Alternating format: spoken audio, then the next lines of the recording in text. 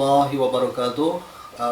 Baik anak-anakku semuanya dimanapun berada, kembali lagi bersama saya di channel YouTube Ari Production.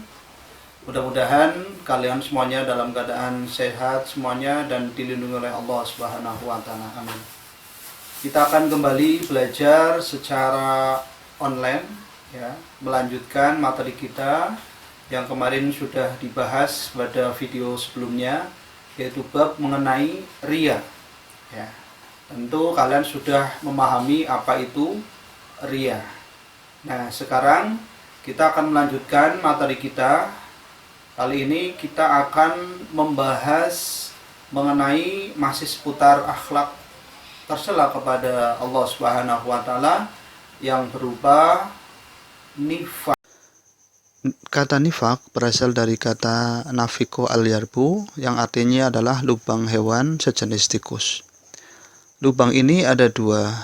Ia bisa masuk ke lubang satu kemudian keluar lewat lubang yang lain. Demikianlah gambaran keadaan orang yang munafik. Satu sisi menampakkan Islamnya, tetapi di sisi lain ia amat ingkar dan menentang kepentingan agama Islam. Pelaku perbuatan nifak disebut dengan munafik ya. Jadi orang yang nifak disebut dengan orang yang munafik.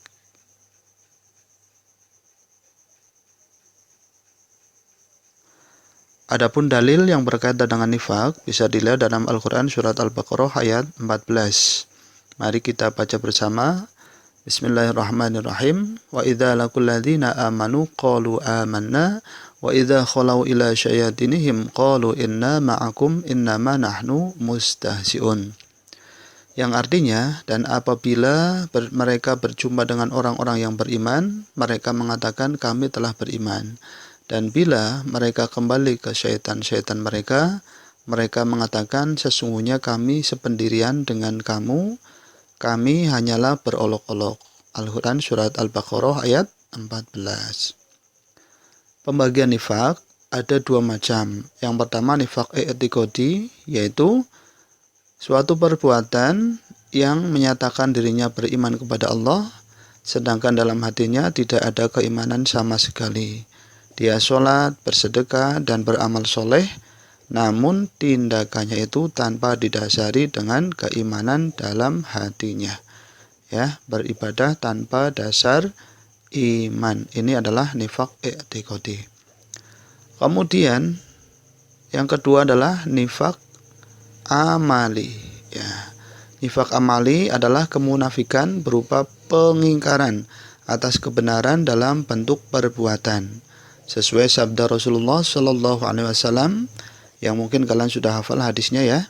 Mari kita baca bersama. Qala Rasulullah sallallahu alaihi wasallam, ayatul munafiqina salasun, idza hadasa kadzaba wa idza wa'ada ahlafa wa idza tumina khana. Riwayat Bukhari dan Muslim. Tanda-tanda orang yang munafik itu ada tiga, yaitu apabila berkata selalu berdusta, apabila berjanji selalu tidak ditepati, dan apabila dipercaya selalu mengkhianati. Hadis riwayat Bukhari dan Muslim. Ini adalah nifak amali, nifak yang berbentuk perbuatan. Adapun ciri-ciri perbuatan yang masuk ke dalam kategori nifak diantaranya adalah yang pertama, tidak mampu menegakkan sholat, kecuali dengan malas-malasan.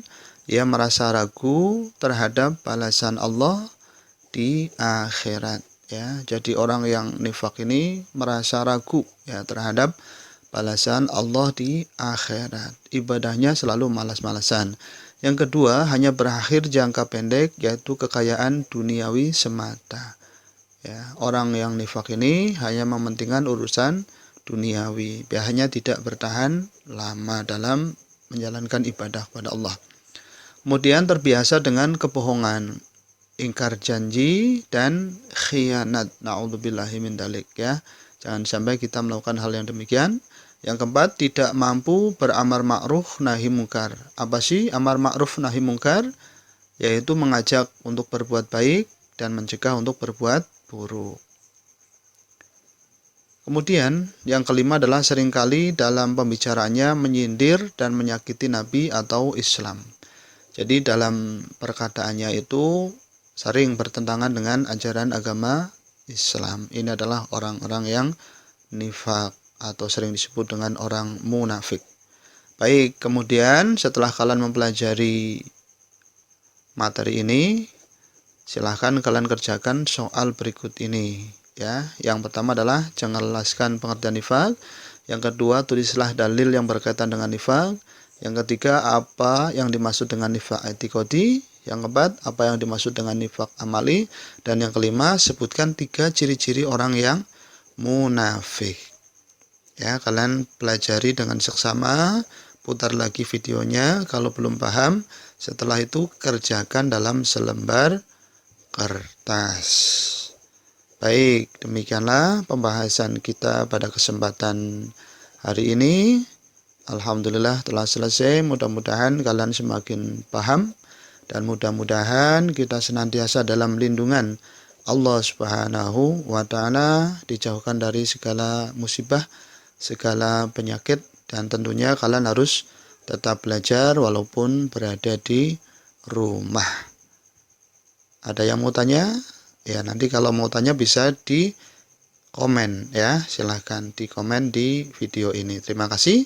Assalamualaikum warahmatullahi wabarakatuh.